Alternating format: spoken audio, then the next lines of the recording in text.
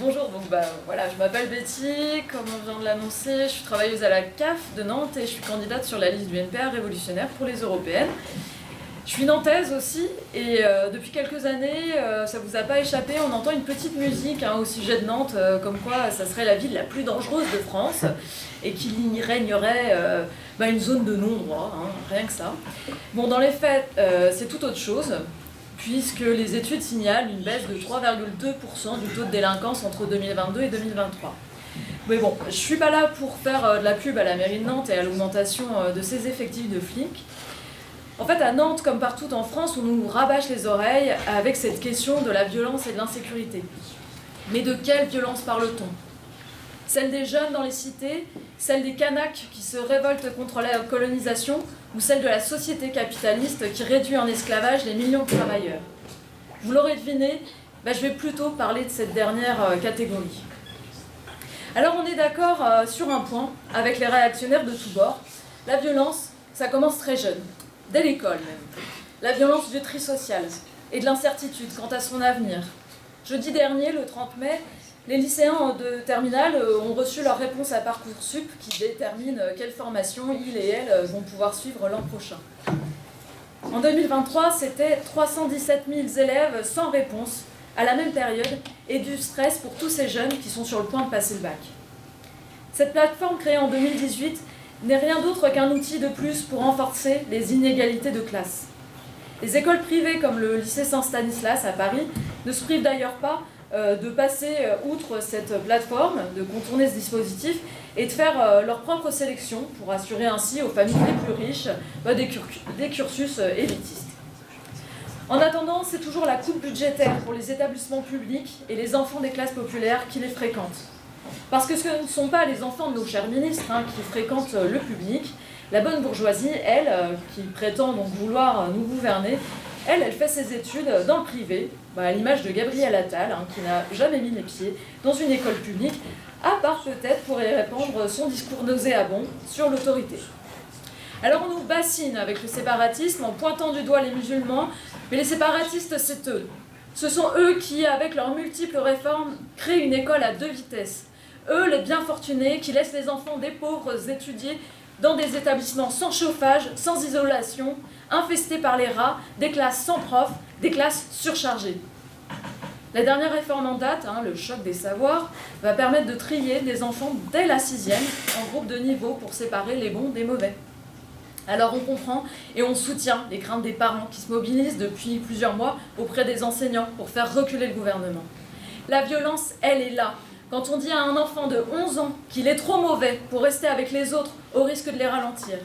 Au NPA Révolutionnaire, nous refusons cette stigmatisation et exigeons des hausses de budget pour l'enseignement pour que tous les enfants puissent avoir accès à une éducation digne de ce nom. Bien sûr, nous ne sommes pas dupes. Sous le capitalisme, l'école n'est pas censée être un lieu pour l'émancipation de la jeunesse. L'éducation nationale est une institution de l'État bourgeois pour encadrer la jeunesse. Et le gouvernement de Macron nous le prouve tous les jours, alors avec les réformes qu'il fait passer, mais aussi avec la violente répression qu'il exerce contre les jeunes qui se révoltent. On se souvient de la vidéo marquante des policiers qui avaient arrêté des lycéens de Mantes-la-Jolie en décembre 2018, les avaient mis à genoux, les mains sur la tête et avaient prononcé cette phrase « Voilà une classe qui se tient sage ». Et bien sûr, plus récemment, ce sont les lycéens et les étudiants qui sont interpellés par la police pour avoir manifesté leur soutien au peuple palestinien. La jeunesse se révolte et elle a bien raison quand on voit l'avenir qui lui est réservé. Elle a bien raison de se soulever contre le génocide en cours à Gaza, bien raison de refuser de faire le SNU qui prépare les plus jeunes à l'éventualité d'une guerre, mais surtout les formates pour qu'ils et elles rentrent dans le rang. Bien raison de vouloir être autre chose que de la chair à patron.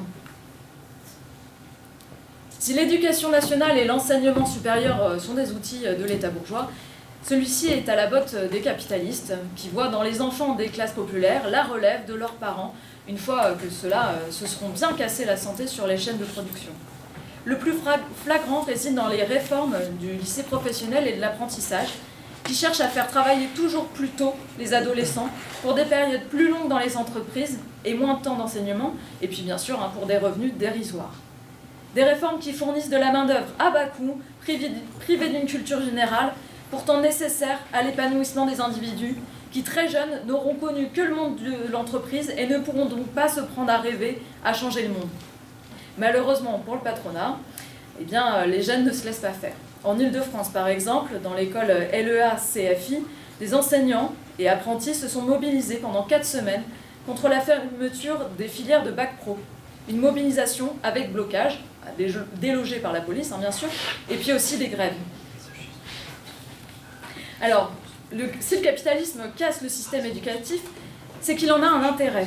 Derrière tous les discours hypocrites sur la démocratie, la tolérance, le vivre ensemble, etc., les bourgeois ne souhaitent pas nous voir nous unir et introduisent au contraire dans nos interactions des rapports de domination et une concurrence destructrice. En travaillant à l'accueil de la CAF, mes collègues et moi faisons face à toutes sortes de violences de la part des allocataires. Violence verbale, physique et morale. Violence qui peut susciter une forme de colère et d'incompréhension, mais qu'il est nécessaire d'analyser afin d'en comprendre les mécanismes, sans quoi nous tomberons dans les préjugés que nous tendent les réactionnaires. Parce que quand on examine un minimum la situation, on peut comprendre que certains allocataires soient sous pression. Nous ne recevons majoritairement que des personnes très précaires qui subissent des violences sociales multiples et nous les accueillons dans les pires conditions qui soient. L'attente est longue afin de pouvoir entrer dans le hall de gare qu'est la CAF. Il n'y a aucune confidentialité dans cet accueil. Et mes collègues et moi courons sans cesse partout pour gérer 3 dossiers en même temps, donc des conditions exécrables, surtout quand on est déjà en fait, dans une situation tendue. Cette société traite ses membres les plus fragiles comme des numéros, elle est là la violence. Le capitalisme est loin d'être un humanisme. Les grandes puissances génèrent pauvreté et misère à l'autre bout du monde pour permettre à leurs entreprises d'exploiter à moindre coût les populations locales ou de les expulser pour piller leurs terres. Elles osent ensuite fermer leurs frontières, produire des lois meurtrières comme la loi Darmanin. Elles osent répandre par le biais de leurs laquais leur venin raciste dans les médias. Nous faisant croire que ce sont les étrangers qui sont à l'origine de tous nos maux. Ils veulent nous diviser pour mieux régner, pour détourner leur regard de leur magouille. Ne lâchons rien contre les réflexions racistes, sexistes, homophobes, transphobes et tous les comportements haineux contre les minorités opprimées, contre toutes les personnes que le capitalisme a mis à la marge. Nos collègues sont pleins de préjugés induits par ce système. C'est à nous de les aider à les déconstruire en y opposant notre solidarité, comme vient de le dire Ken, car ce sont dans les luttes communes contre le patronat que nous pouvons faire la démonstration de l'unité de notre classe. Quand on lutte ensemble, quand on fait grève les uns avec les autres, soudain, on partage une même histoire et le collègue immigré ne nous est plus si étranger que cela. La grève, c'est aussi le moyen de refuser la violence imposée par le monde du travail. Comme Ken vient de nous en donner quelques exemples parlants d'ailleurs. Car oui, il y en a assez que nos conditions de travail épuisantes qui nous cassent la santé.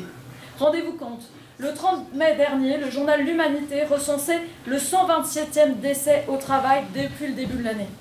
Presque 130 morts en même pas 6 mois. Elle est là la violence que subit notre classe sociale. Des morts au travail invisibilisées et qui pourraient pourtant être évitées. Alors on entend souvent que la classe ouvrière a disparu et que nos discours à nous sont anachroniques. C'est un mythe. Certes en France, nous ne connaissons plus les grandes concentrations industrielles des années 70-80, mais avec l'hyper-industrialisation de la société, un bon nombre de métiers dits intellectuels ont prolétarisé tout un pan des travailleurs. C'est le cas dans mon entreprise par exemple, où moi et mes collègues accueillons les allocataires à la chaîne, où notre productivité est quantifiée selon le nombre de dossiers traités dans une journée, avec, comme dans les usines en fait, des petits chefs présents pour nous rappeler à l'ordre. Et si en France la concentration des ouvriers est moins flagrante, on ne peut pas en dire de même dans le reste du monde, et notamment en Asie. Nous avons tous en tête les images de ces armées de travailleurs du textile au Bangladesh et ailleurs. Le capitalisme s'étend, la classe ouvrière aussi de fait. On entend aussi que désormais tout est automatisé, que le travail est donc allégé. Vous vous souvenez d'ailleurs peut-être du sénateur macroniste qui affirmait que les déménageurs avaient des exosquelettes et que donc on pouvait les faire travailler 2 ans de plus, ça ne posait pas de problème. Bon bah avant de travailler à la CAF, j'ai été factrice pendant 1 an. Et je peux vous dire qu'une bonne partie du courrier est encore trié à la main. Des heures durant, debout, face au casier. Eh bien le dos, les bras, les genoux, tout ça, ça en prend un coup. Alors non, la classe ouvrière n'a pas disparu, elle est tout simplement invisibilisée dans les médias. Et l'Observatoire des inégalités a analysé en 2021 que parmi les personnes qui s'expriment à la télévision, seuls 2% étaient des ouvriers, alors qu'ils et elles représentaient 12% de la population à la même période. La violence, elle est aussi dans cette invisibilisation et dans ce qu'on dit de nous. Quand les médias parlent des travailleurs, c'est quand on dérange par nos grèves. On nous traite alors de preneurs d'otages ou on nous taxe de faire du chantage. À leurs yeux, nous sommes soit des terroristes, soit des enfants. Pourtant, au NPA, nous avons ce slogan, c'est nous qui travaillons, c'est nous qui décidons. Mais ça n'est pas qu'un slogan, c'est tout un programme, c'est une perspective pour l'avenir. Nous sommes convaincus que les travailleurs peuvent faire tourner cette société bien mieux que les capitalistes le font aujourd'hui. C'est pour ça que nous sommes pour un monde sans frontières ni patrons. Alors forcément, quand on crie ça sur les marchés, on a quelques réflexions. On nous dit « ouais, vous n'êtes pas sympa, moi je suis un petit patron, je fais de mal à personne, et j'ai même du mal à m'en sortir ». C'est sûrement vrai en fait. On ne remet pas ça en question. Et Marx le disait déjà, la petite bourgeoisie, elle est elle-même écrasée par le grand patronat et les capitalistes monopolistiques. Les petits patrons tendent à les rejoindre, certains y arrivent, mais combien mettent la clé sous la porte à la moindre crise, face à une trop forte concurrence ? Nous n'avons rien individuellement contre les petits patrons. Globalement, ils connaissent les mêmes conditions de vie que nous, la hausse des prix, la casse des services publics, de l'éducation de leurs enfants. Mais nous leur disons, s'ils veulent survivre, ils n'ont d'autre choix que de rejoindre la lutte du prolétariat contre le capitalisme. Sans quoi ils seront toujours dépendants des fluctuations des marchés et du pouvoir du grand patronat.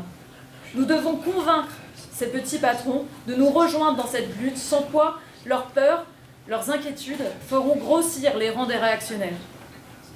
Mais pour les entraîner derrière nous, et pas seulement les petits bourgeois, mais aussi nos collègues, nos amis, nos familles, il va falloir que nos luttes soient exemplaires.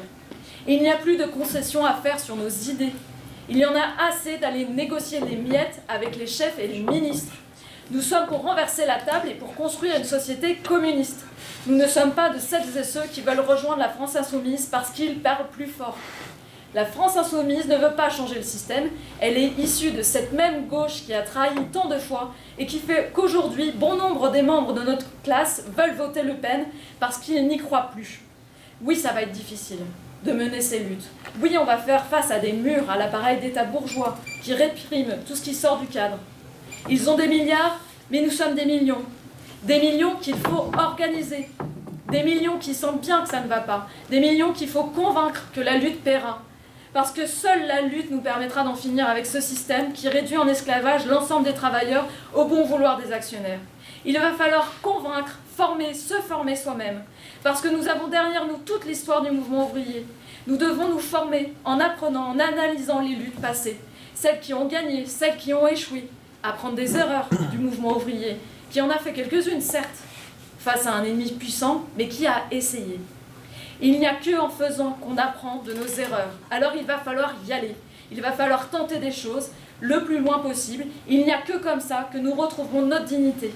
Il y en a marre de courber l'échine. Il n'est plus l'heure de négocier. Il est l'heure de reprendre ce qui nous est dû.